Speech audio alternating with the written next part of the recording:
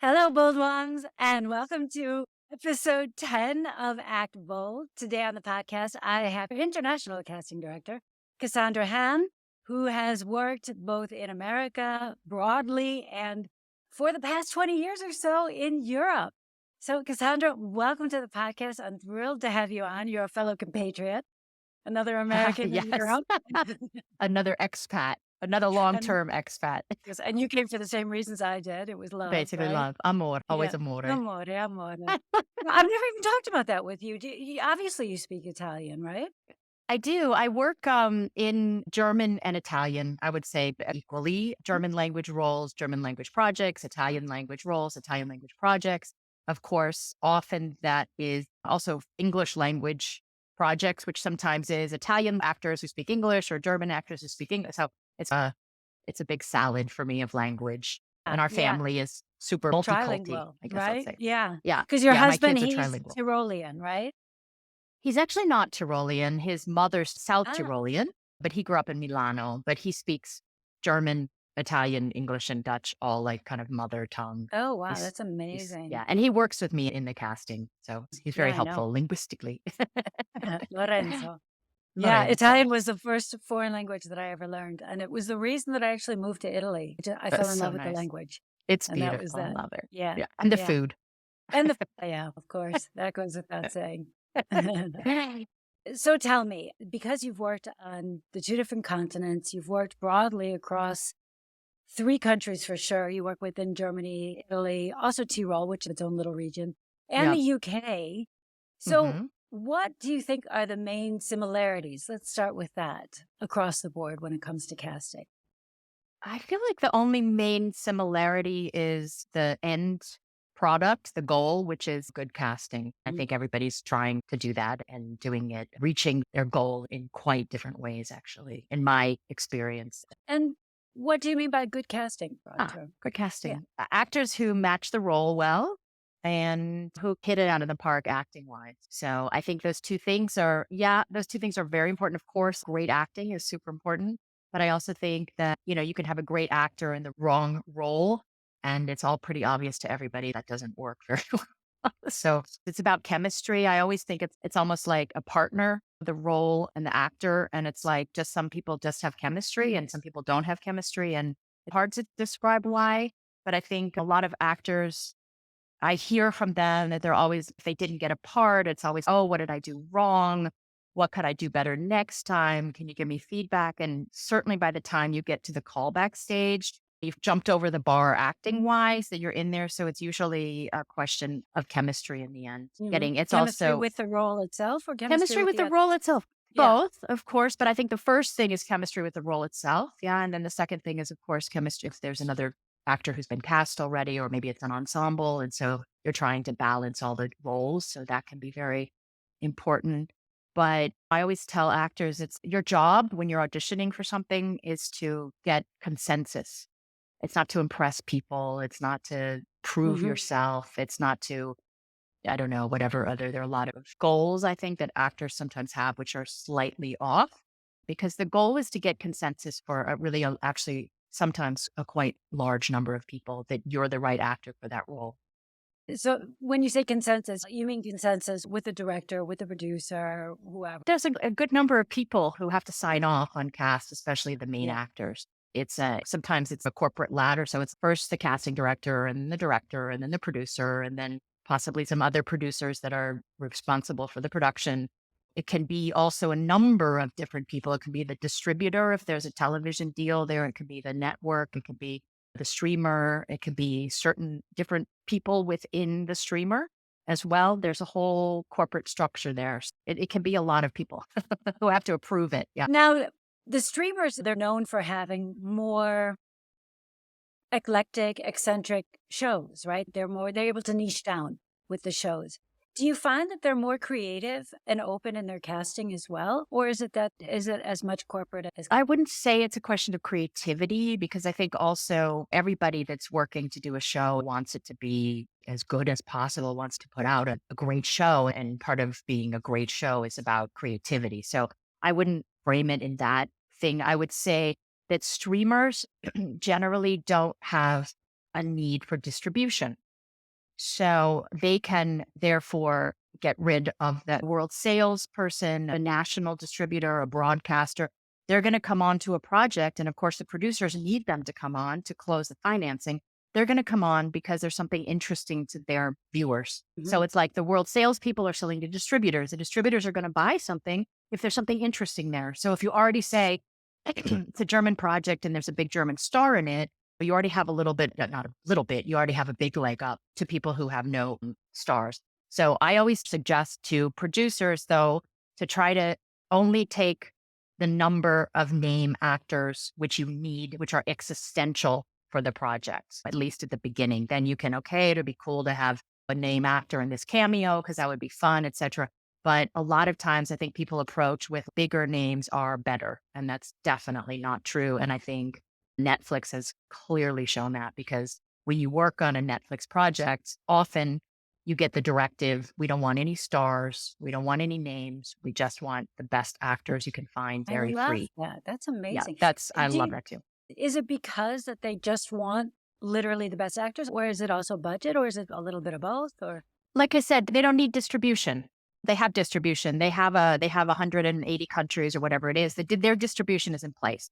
And usually when a producer comes and says we need a star, it's for funding or financing purposes to bring on a distributor. It'll be sometimes a film fund, like we need an actor from Bayern in order to bring the funding body on because they have the territorial effect that they need to make. And so a lot of times those decisions are not even maybe a producer's choice, but it's existential to the project that they need an actor who will bring financing. okay, as far as like actors also having a name, how much does social media play into that, if at all?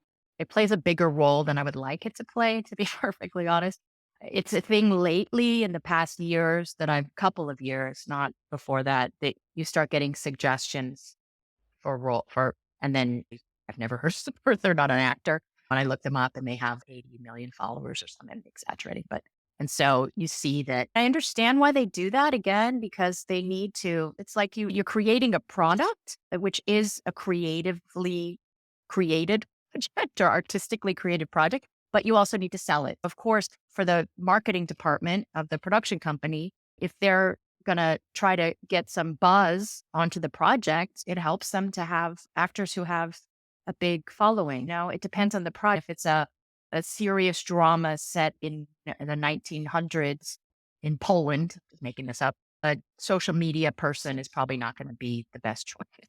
If it's for teenagers hanging out and shooting the whatever, where it's very talk, I don't know what they're shooting. There is a word for that, but I think I can't say it.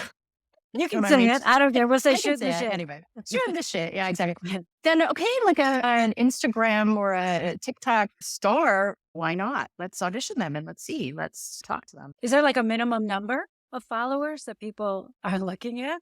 Just out of No, curiosity. I think it doesn't make a lot of sense unless it's in the millions of followers. I mean, Wow. Okay. I Yeah. think, or at least Right. hundreds, upper hundreds. I don't know. I'm not part of that discussion. It's usually it gets lobbed to me as a, hey, we had an idea, and then I Yeah. research and etc. But because I'm not looking, although I have to say, there's a art house director I know who recently, maybe a year ago, came to me and said, I've been looking at this Instagram thing.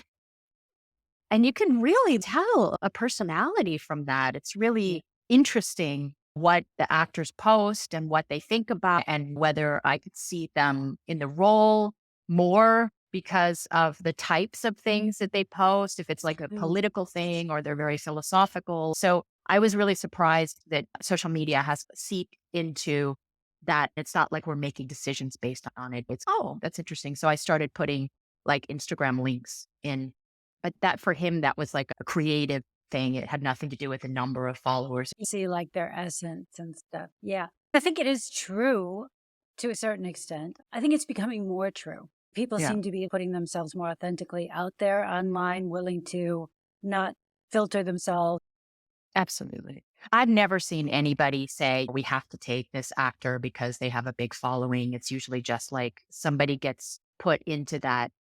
Do you know what I mean? Someone Yeah. who wouldn't normally be in the conversation. It's bad at a, it's not, I'm not getting, okay, go cast off of Instagram. I've never been Right. told that. And I couldn't do it, to be honest. Yeah. You can't really. So tell me, maybe let's start with Europe. What do you think the biggest differences are casting within Europe? The three places that you mostly cast. Do you cast in Spain as well? Not really, no. I don't even think I've ever had a Spanish character. Occasionally, I have some French characters. Of course, if it's like extensive, then I would hire a French casting director to do it. But sometimes it's one or two roles, and if it's quite a big role, then the options are like pretty. You can research that. You look at the exactly, but it's not. It's definitely not something that I consider like a something that I can actually do. I can, but not on that level. So what are wait, actually, let me just back up a little bit. Do you cast foreigners in the German or English or Italian productions? So like Americans, English people in Italian Yeah, or I'm usually mostly, I would say I'm approached when there's need for, yeah, for a foreign element. Or a lot of times it's based on a co-production. It's a German Italian co-production. Okay, for example, Barbarians. That's a German production, but there's a whole group of Romans and they have to audition in Italian and they have to speak in Latin, actually, in that case. But that's a difficult job, I think, for someone to take on who's not familiar with the Italian market. And also just a certain amount of, you have to know the actors in that play. So that's, again, that's in France. I can, like I said, I can research for one or two roles, but it's not, I don't know the French talent. right. But for say all the because there are tons and tons of expat actors. And I know Spain has a lot of tax incentives right now. So it seems like a lot of people are moving in that direction. How much do you do with casting like the English speaking roles within Europe? I cast a lot of English speaking roles. I just did the UK roles on a series.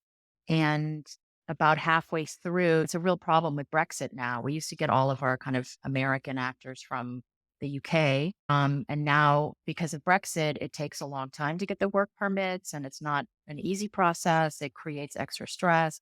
And when possible, they would prefer to get Americans, native speakers of American English, yeah, or who can play Americans authentically who lives in the EU. We toned down the UK, so that ended up being, I would say, about half of the characters I did came from the EU and the other half from the UK. But as it got closer to the shoot, it became impossible to bring them in from the UK. So I did that a Wow. lot. It's getting more Okay. and more also because of SAG. You can't bring actors from the US. And I think I've met maybe one producer I've ever talked to, or two, maybe three, who are willing to do the global rule one agreement to bring SAG actors over from the state. Yeah, it depends on budget, right? And that's a huge cost consideration as well. But even if you have a big budget, it's still a huge cost consider.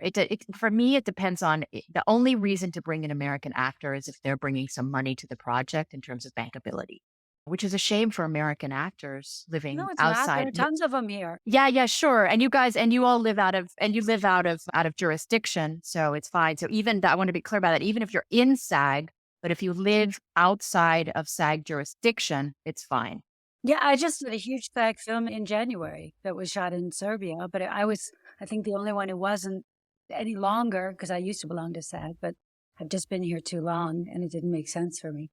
Although now that I'm considering going back at times, I wonder about that. But anyway, that's another story. It doesn't matter as long as you're here. I mean, it's annoying. I was in Actors Equity too, and I stopped because I didn't like paying the bills for nothing. Yeah, it's expensive. And if Exactly. you're It's not getting any expensive. back from it, Yeah. then it's okay. Why am I doing this? But yeah, neither here nor there. So tell me, I know, like, I just had a big interview with Olivia Rogaya. She's the Spanish representative for Crew United.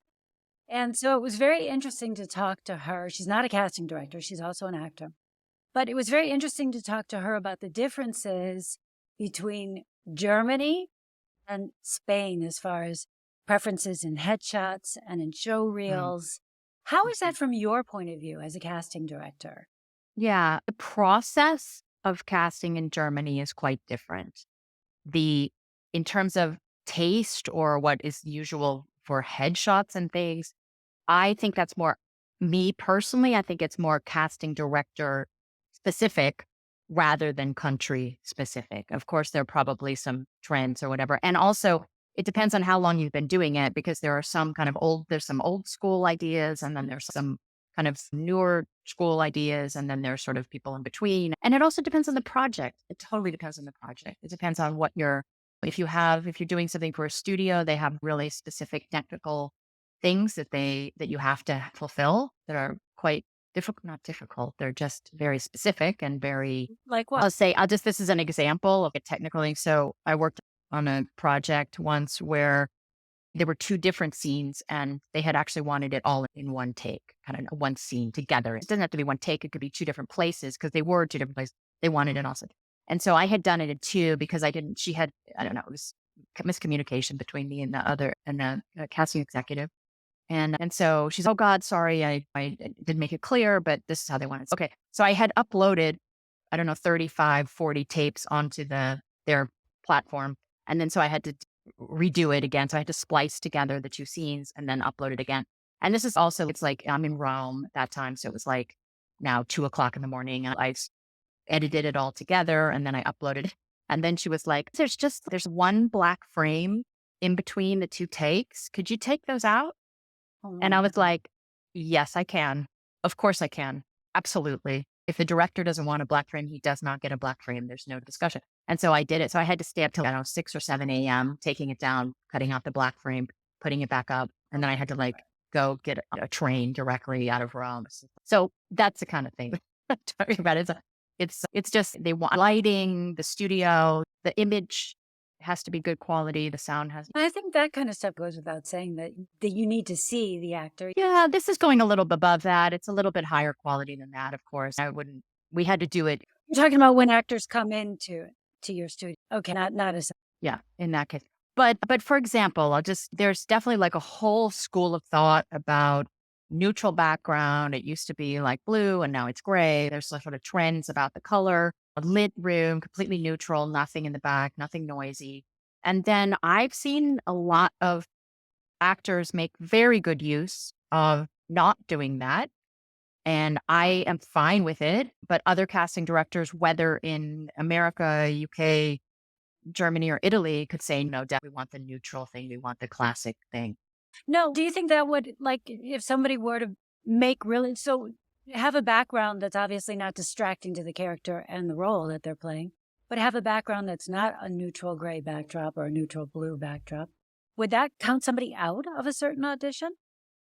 I don't know if it would count you out. If it's done badly, the casting director might be embarrassed to show it. And so even if they might ask you to do it again or not ask you to do it again, but not be able to show it. In some certain context, I'm a big proponent of that when you're doing a self-tape, again, your overall goal is to gain consensus. And there are a lot of things that can help you gain consensus. And that is like the environment that you create can give like sort of subliminal signals to the people that you're right for the role. And I see a lot of tapes, and I think that probably 80% of what I rule out is, of course, there's acting issues, but it's also very often they don't convince me as them living in that world or being able to be in the world through very simple things. And I think background can be part of that. So, for example, for Barbarians, we hired an actor straight off the tape for the governor role in the first season. And it was very interesting what he had. So so a lot of the actors on Barbarians, they were doing like throwing on togas and riding horses. And there was like a lot of like Roman stuff going on. And this actor, he wore like a black turtleneck and he had on the background, it was like a library, which was very like good. I think it was his apartment, actually. It's really beautiful quality wood. It was like a wooden long panel. And then he had a view overlooking the city below. And then part of his face, he shot a little bit in shadow. And immediately everybody on the team was like, oh my God, you get that he's powerful, he's wealthy, he's educated, but he's a little mysterious. I think he's got something going on. And if you like look at it technically, he fed everybody all of those signals, which were in keeping with the role. And everybody was just immediately on the same page and said he's perfect. So if he had done it, to be honest, the same actor had done it with a gray neutral backdrop, whatever, it's hard for me to imagine that without that atmosphere, I think it would have been more of an uphill battle for him. He's a great actor and has a great face and everything, but he like tuned it so that those things which fit the role, which are part of him, work. Yeah. No, I love that. Of course, it makes our job as actors just a little bit more complicated because you're no longer just an actor. You're also a production, making sure that that's right and that the lighting is right. And okay, the sound and the lighting, I think we have down at this point because of self-tapes and it's been going on for a while. I love that it's changing, but I think it can also be there are people who are just innately good at understanding what adds and doesn't subtract from the role. Absolutely. Absolutely. And I've seen it backfire. I've seen it backfire badly, and it could be that totally didn't work. And for the thing is, it is a risk for sure. I've also had like situations with really crazy auditions. There was another actor for that same thing that I swear he also got the role, but he had music, close ups, full costume. So he was cutting and everything too. He cut the whole thing together. He had sounds of horses whinnying. He had music. It was like, but he got it because it also created. But it was also dangerous because somebody else could have just said, "Oh no way, no, that's totally crazy." No. Sometimes I think it's something very simple. It's also I'll give you some more examples of simple things. Just say, for example, it's a period piece. I think for women, even if you can't see it, if you wear like a corset underneath, it doesn't have to be like a whale bone. I don't mean a whalebone one, but just one you can get it to niece and you, whatever.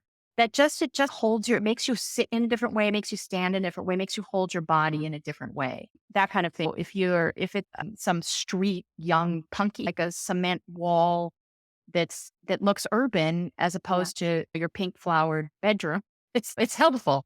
Those things that you have to look at the frame and everything that the people are singing. And like I said, because this is the thing, producers and certainly executives and directors even, their job is not to extrapolate. Casting directors, that's our job. We're good at it. And it's not that they should be good at it because it's not their job. So you need to understand that you have to require as little extrapolation as possible for the viewers. Yeah. That makes Yeah, totally. So are these things that are across the board? Doesn't matter where you're from, doesn't matter where you're casting from? Or are these things that are specific to Europe? I think it's the same everywhere. Yeah. I know it's hard. I've worked with actors to try to get them to the point where they can tailor some technical things, about not centering yourself, not getting stuck, not being straight. Try to always be at a, like in the role of the third. Because the minute that I'm like this, then I have a certain amount of dimension where I can take a step forward or take a step. Whereas I think a lot of tapes are like this. So true. And this is, I can't, even if I wanted to overcome that, to supersede it, if an actor is stuck like in the mud with the lights, and so many tapes are like this, it's flat on, it's stuck, and they're saying the lines, but they're not creating any sort of atmosphere. And so nobody can see you in the role because you're neutral. Too neutral. So too neutral. Neutral, it just goes in the meh pile. Yeah, okay, maybe, but it doesn't get people excited. I love that because that's an easy kind of fix. Those kind of technical fixes, already just this, I'm just showing myself, already that's a framing thing, which is already super helpful, not to be straight in the middle. You can see the difference. It's more cinematic right off the bat. There's a 45-degree thing here too. Like I just gave a workshop and we were doing a driving scene and the woman was driving like this, right? And then she had to argue with her partner. So it's like most of them did it, they're driving, and then they have to argue with their partner. And then so I'm looking at the side of your face. So it's just a very simple thing. Drive here so I can see you driving. And you don't have to see the hand if you're doing a little bit of shifting or find some motion where I feel like you're driving. And then you look to the other side and you're the other thing. And that way you can keep your eye line on both sides of the camera. But this is just a basic thing that really, really helps. And if you're a little bit off, it helps as well. It's just dimension. I love that. Yeah, I also done an intern with Greg Apps. I don't know if you know him. He's out of Australia, but in any case, casting director out of Australia, much like you, like on the board of all the major casting societies and all that in Australia. I'm sure I'll meet him soon. Yeah, exactly. He's great. He's been around forever. But so super interesting because he was like, not only that, you want to lean in close if you want to have an intimate moment. 100%. 100%. And or if you're threatening someone, so that you're really using that. Absolutely. Absolutely. And this is like a thing because so many people, and then this is the rule, you're supposed to do a mid shot and you're supposed to da da da da da da da da. And then it's like, I don't get any dimension. And absolutely bring your body in to get a close up of you. They need to see your face. They need to feel it. If you're doing comedy, be sure we can see more of your body for part of it, because comedy is about the way a person moves, the way it's a huge physicality is a huge part of comedy. So again, it depends on the genre. If it's art house, you can do a lot more close up. You can do a lot more intimate. And if it's comedy, if it's broad comedy, I would do like a 3/4 shot, at least for part of it, and be moving in and out and more. But you can come close to the camera. You can come in for a close up just by moving that different. I love that. I think that there's so much to that. Just think my auditions that I've seen was Dacre Montgomery, who was the kid from, yeah. Because some casting directors are like, oh no, that was a pitch pile. But I thought it was brilliant. It depends. It is brilliant. I think it depends on the role and it depends on the situation. Oh, he has a lot going for him for that role. And so that he had the space, push it. And that role was about someone who had to push the boundaries also. So that worked for him. If it were like I said, like a 1924 shy private in World War I, no. This is why I think actors really you have got to look at the director, look at the genre, is it a commercial film? Is it an art house film? Is it a television? Is it a streamer? Is it broadcast TV? Broadcast TV has less, those guys are more, those executives are much more conservative, so you can't necessarily do that. Was Netflix, he was doing, and that was like, especially at the time when Netflix was really pushing the boundaries.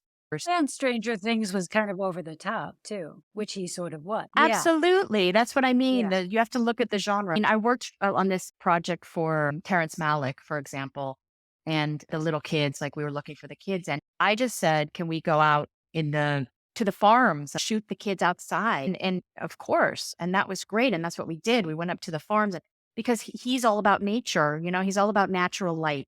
He's all about,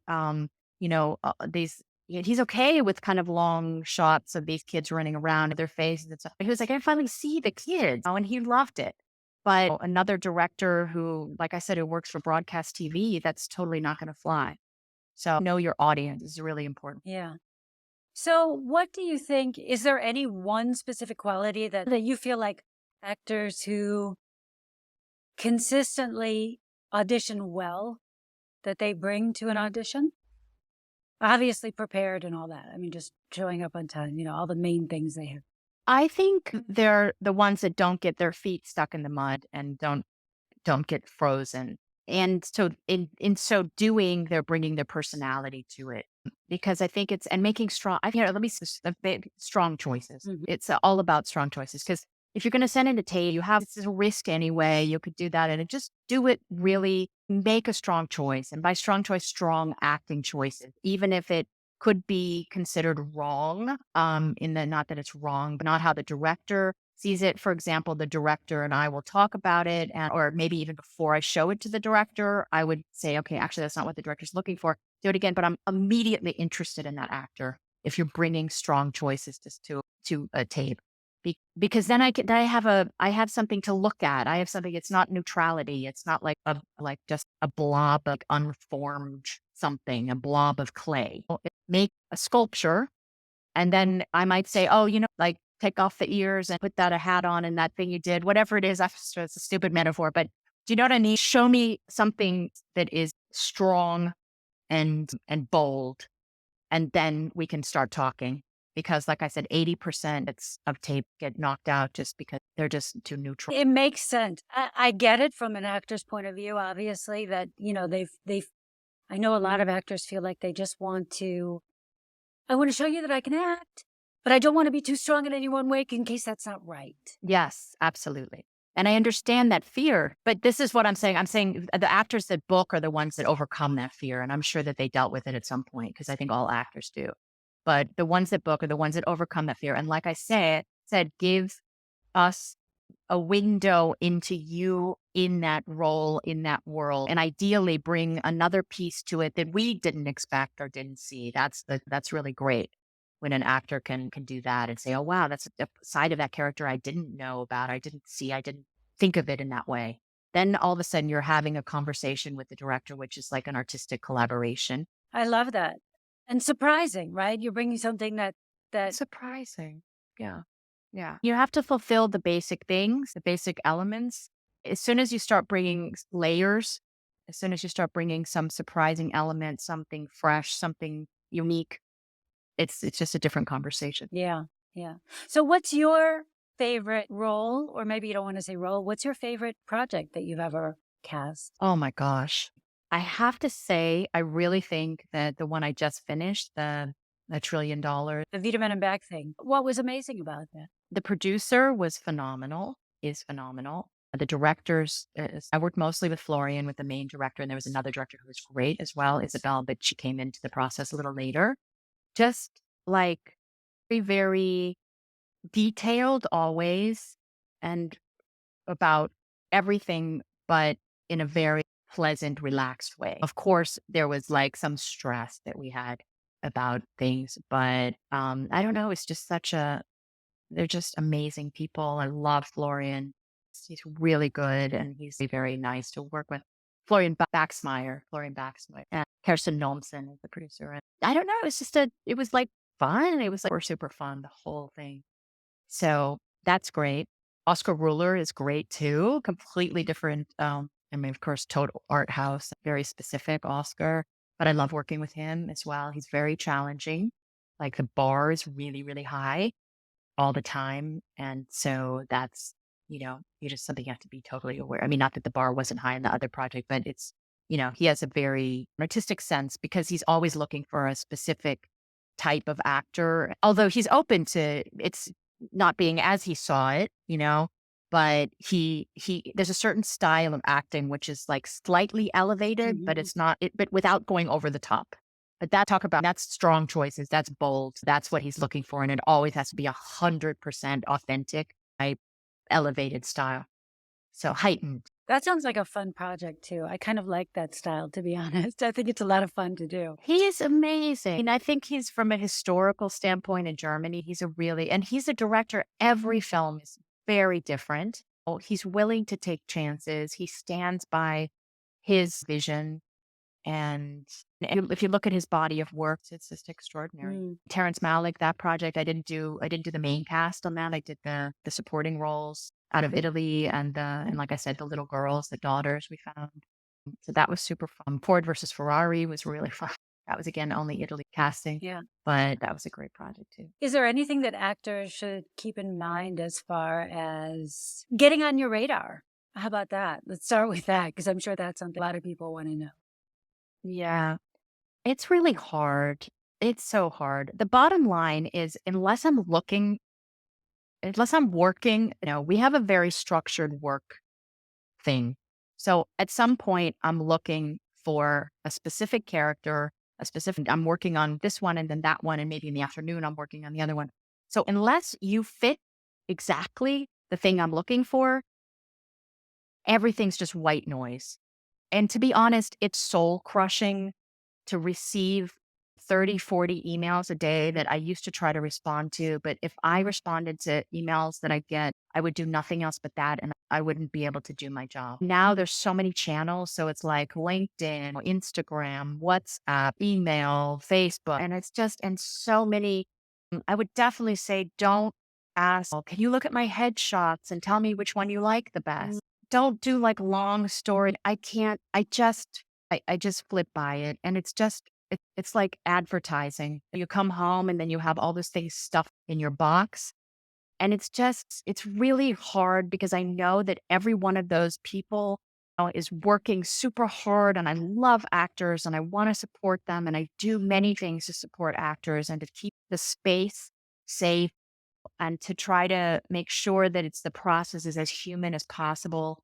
But I can't answer you. And most of the time, your email goes to I don't delete them. It is. And I get it. I get obviously both sides. As an actor, I want you to know me. And I'm sure everybody else feels the same way. So, but nobody's going to know you unless they need you in that moment. That's the fundamental problem. Absolutely. And I completely understand that as well. So I guess that kind of brings me to my next question is how What do you think about actors who are like with the quarterly updates and all that? I'm not very good, to be honest, but I know a lot of my colleagues are. If they work for one project and maybe they come up again and you're like, oh yeah, I remember you. Or do you remember them anyway? Look, this is the thing. I audition more actors, I think, than most of my colleagues. I audition a lot of actors per role. Like for the Barbarians, I audition like 100 actors per role. So I have those tapes and I go back to them all the time. So even if you don't get a job, I just actually just had that for another project. The lead actor had auditioned for another role, and he didn't get it. And then he was perfect. And then he went and he got it, the lead role. I don't use my email as a source to find actors. My email is not a source. My LinkedIn is not a source. What's a source is the platforms and the auditions that I send out. So I would, if I were an actor, I would spend more time. If I had a specific amount of time, I would put it towards the tapes. If, for example, it gets out in the news that I'm casting something or there's a project going and I'm on IMDb Pro, whatever, where you need you're doing a show about tennis players and you're an amazing tennis player, then, okay, you can say, hey, I know you're doing a show about tennis players. I'm an amazing tennis player. Maybe that's useful. But that also works for me just as easily to filter in the thing, put into your profile that you play tennis really well. Then I'm going to find you anyway through the filters. So my email is not in any way, shape, or form a helpful place to look for actors. People do not send Cassandra Han 1,000 emails. That wasn't clear. It is now. I know. But you know what? I used to be really, and it's funny, we casting directors talk about it and some are like, yeah, like I respond. I do try to respond if I see, like to kids, I try to respond always because I'm like a kid wrote to me who's 13 and really wants to be an actor. But what happens too, sometimes if you do respond, then it gets taken as like an open thing. And then suddenly that same person is writing you a bunch of emails and asking for your advice about this or that, or can you tell me how to find an agency in LA or, whatever. And it's like, you just feel like picked apart by like 1,000 little, I mean, I always advise, try and lead with a give instead of a take. When you want something, as an actor, they want you to bring them in for auditions, right? So they're leading with the take, right? Instead of leading with a give. And I don't have any suggestions for what the give could be. But for instance, as you had said with the tennis, that's a give because that could be helpful to you. Right. Right. Yeah. So, or even if you post something, I'm looking for Chinese actors that speak Cantonese and German. Right? Of course, if you see any post or you see any, exactly, or even people a lot of times, of course, say to me, I know you're American and you're working in Europe and I'm a native speaker of English. Okay, that's more useful than just any random person writing to me. I would make it very, very short. Here are my materials and I'm a native speaker of English or whatever it is, But it's just, I don't know, it's soul crushing because it makes me very, very sad. It is tough. It took me a long time to develop a thick skin, a long time. I did not have it when I was younger. And so I get it. But it's also the thing that I feel like psychologically to actors, if it feels like you're just getting, if it's like every not answering an email is like a boom to your face, then don't send out emails. My God. Yeah. Don't do it. Don't set yourself up. It's really not it's not effective unless there's a specific thing that I'm looking for. Again, it's just spam. Yeah. I think actors have to learn to take a lot, not personally. 100%. Right? It's not personal. And to really understand, what I can't, if I'm not casting something that you fit, then as you said, it's white noise. It's just white noise. Yeah. It used to be back in the old days, like when I was a casting director in New York, we used to do generals because it was a really limited number of actors, to be honest, in a certain way. And we would have a coffee or whatever. It was a different world, but nobody has time for that anymore. So how have you seen the world, because it's been changing so much, right? COVID had some huge changes. And now it seems like there are quite a lot of changes again. I actually have an in-person audition coming up, which, God, I haven't had that I don't even remember the last time I had an in-person audition. Yeah. It's like the world is maybe going back to normal, and yet I feel like self-tapes are definitely here to stay.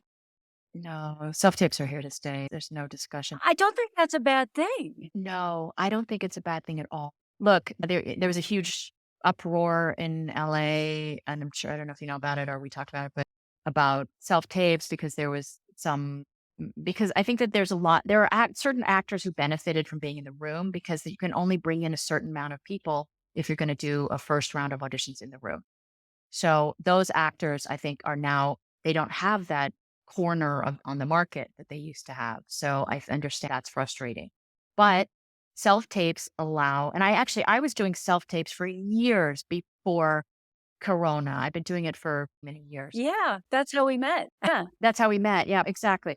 So I think there's a lot of benefits to self tapes. The one is that you can see more people because if you only have from 9 to 5 or 9 to 6 or whatever in your day, you can't as a casting director look at it from my point of view. I'm not going to take a risk, because then otherwise I'm totally fucked. So I'm only going to bring in safe choices that have I'm never ever going to give a slot to somebody who's not a safe choice. So it tends to create a system where everybody's getting this. It's always the same act. So with the self tape, okay, yeah, just have them make a tape and you can watch it. And that's a way to open up. I was talking, who was it? Mark Hirschfield the other day. I was just saying he did a big project and they auditioned many, many, many people and they brought in actors for the good roles that are like live in Reno, Nevada, who live in, Wyoming, and this was never possible before. You always had to live in LA and drive around from audition to audition. It's more equitable. It's 100% more equitable. I also think that actors, I'm trained as well as an actor, you have a lot more control of your performance because you can do it, 25 times if you need to or whatever. You can do it, you can watch it, you can go back, you can do it again. You can't do that in the room. So those are the good side. And people complain about, there are a lot of actors in LA that are like worried that I think they don't get feedback. And that's difficult because in the room, you always got feedback. But I'll also tell you that the feedback you got in the room is, it was the same thing. If someone started the scene and they were horrible in the first 10 or 15 seconds, and then you just sit there and politely watch, but it doesn't change it. You're still out. So it's the same thing. I can understand for the actor, okay, but then if I say to the actor in the room, okay, great, thanks so much. Thanks for coming in. You know what I guess it is? It's the human acknowledgement. I don't even want to say connection because I don't know if there's a big connection being made there, but it's just like being acknowledged. Okay, I saw you. Great. Thank you. But at the same time, I remembered it being very awkward sometimes. There was no acknowledgement. If somebody's really, if it's, and maybe they're a good actor, a really good actor, but are just kind of off that day and maybe it didn't work or maybe they forget, okay, but forgetting lines isn't, they forget their lines and let that shut them down, for example. And then it would just be like, oh, okay, great, thanks. See ya. I used to always try to say something nice. And I remember once I said to some kid, oh, that's a cute t-shirt. Like, what is that?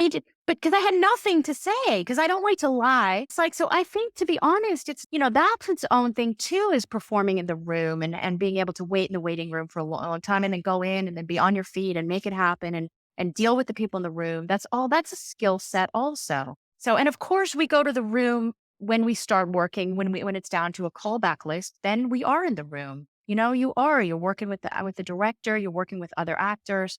Sometimes it's a full day audition or several full day auditions. That one thing I would say that I find is a little bit missing in self-tapes is that the nervous energy just heightens things. If I go into the room, there's like a little bit of that heightened nervous energy. I can still feel confident, but it's there and that I can push things, in ways. Emotions are more under the skin. I get it. Sure, exactly. I get why actors want to do it. It's just like I said, it's just that the number of auditions that you can do is limited. Yeah. So again, I'm always a huge proponent of churning up the soil, aerating the soil, because I think it's so easy, especially, what do you mean by that? Like, for example, Germany chooses, a lot of people choose the actors off of showreels. Yeah. They don't audition them, for example, and I'm a huge proponent of just have them tape, because what you have on your showreel is also very limited. So then you're limited to the roles you've played. So if you're playing a policeman, very often the roles you're going to get are policemen. I didn't know that for years. And I kept, having conversations with my agent. Why do I keep getting these same type of roles? Why? And she never really had an answer for me. And it wasn't until I realized myself that they were only casting off my showreel. And I was like, okay, I need to show them what I'm capable of. Yeah, absolutely. Absolutely. And I think when people put together showreels, they don't think in that way at all, And I'm not even sure that the system is that aware of it. Because, for example, in Italy, nobody has a showreel. Wow. Zero. Not even the clips? Now, in the past couple of years, it starts to be more, but very few people do. And sometimes you see somebody's showreel and it's like they'll have it say showreel, and then you look and then it's like a interview they did on Rye like 35 years ago. Oh my God. Totally not helpful. Yeah. No, they don't have them. They don't have them. They don't now that some of the good agents are to put them on. But it's a lot of work because I have to kind of create, even like, for example, Ford versus Ferrari, I had to give, insane. There were maybe, I don't know, 20 actors we were looking at for Ferrari. I had to give the editing department of the studio, because they did it. Usually I have to do it myself. That was very nice. They did it themselves. The name of like 3 roles, which would be helpful to see. And then they cut together some scenes for those things for the director to watch. Wow. That's wild. That's Yeah. totally, but it goes to show you, I mean, there are different preferences within countries about. But it's a shame. Italy is very insular. All the people watch all the same films. They know all the same actors. But what it doesn't, but the system there, and the same thing in Germany a bit, is the system as it is, it favors always casting the same actors. Well, that's the biggest complaint here. And I am but that's it. But if you're going to do that, there are systemic things that you have to change. And one of them is self-tape a lot of people, and another one is I try if I can not to show the directors the show reel. I try to just say, hey, let me just tape some people and I'll show you the tapes. That's like my goal, is to do it like that. Just because they see one thing where you're not right. And no, they're not right. So I also curate it because I don't show the whole show reel. I have the clips and I can make visible certain clips. So I curate, I look at all the clips and I say, okay, which one is the closest to this role? And then I show the director only that clip. I love the clip system. I think it's great. It's much better. Yeah. It's better than because if you have the whole reel, it's hard for them to, they don't have that much time. A show reel, a 2-minute, it's like doing a trailer of your work in a sense, but you also wanted to have like an overarching, it should sort of tell a story. Yeah, exactly. I think there's some casting directors who hate those like little teaser things, but I love them. The sizzle They're reel. like 30, 60 seconds. This is a sizzle reel where there's an actor. I love his reel so much. Oh, can you say it? I even sometimes just watch it or his name is Godehard Giese. And he has at the beginning of his reel, like it's about maybe a minute or something like that. And you can see him in very different roles, really different, like 6 or 7, and he's got music underneath. And it's just, but I think maybe some casting directors have, I've heard them also say like, oh, I hate those ones with the music and da-da-da. But I really think that's super helpful because I can immediately see your range, but it doesn't take me, 7, 8, 9 minutes to do it. But you could also do a sizzle reel like as a clip. And if you want to see it, right, then you can include it or not. Yeah, absolutely. Well, absolutely. we just passed an hour, so I could keep talking to you forever. But Me too. But I think we probably have done it. So is there anything that we didn't talk about that you feel like you want to say?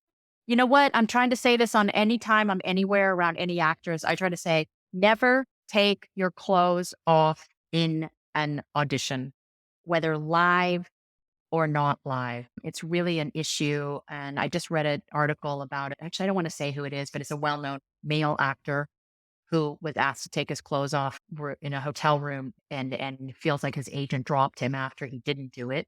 So that really terrified me. Yeah, that is terrifying from an actor's point of view. Yeah. But I think that I'm trying to understand the thing. What happens is people know, okay, well, in a movie, very often you do have to take off your clothes. Not very often, but there are sex scenes and there are nude scenes in a movie. And so therefore, because an audition is like for a role in a movie, that therefore there must or can be nudity in the audition. But this is not true. It's a contractual process with a nudity writer, and that's all negotiated. So it's not that you have to show you don't have to be in the audition. I just sent out these like SAG rules about it, and I was really shocked how many people said, "Oh, I didn't know that," and I was like, "Oh my god!" So the ICDA, we have a whole. It's the I'll link to it in the ICDA.com. show notes. Link to it, please. Yeah. There is, we have in many languages our rules, our guidelines. And then the SAG has the guidelines, the CSA has guidelines, all of the casting directors associations. Also, I think the BBC does. I know the BBC does because I just saw it and helped them put together the English stuff. Everybody says the same thing. And it's really, really, really important to feel safe about not doing that. Yeah. Now, the only situation there could be is like a viewing. It's called like a body viewing. If, for example, but that's a completely separate thing. It's not acting at the same time. And it's in a bathing suit, and you could bring a friend with you, all of this stuff. But it's really, there's a lot of, especially after the pandemic, there are so many cases of explicit tapes being made, sent out, people bullying actresses. Kind of surprising because Me Too has made so many changes in the industry as well.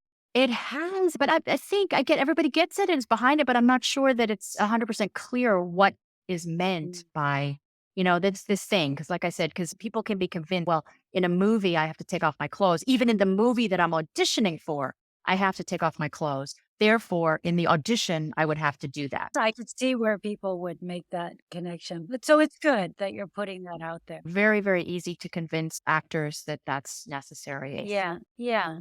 Absolutely. Well, thank you so much, Cassandra. How can people get a hold of you? Thank Besides you. email, no emails, people. No emails. Yeah, Facebook. follow on Instagram. That's fine. I mean, I use Cast Upload a lot, and I do try to throw out breakdown. I did it for $1 trillion where I had some roles and I put it out. So have a look there. Now, you probably have nothing to do with the Cast Upload is also now filmmakers, right?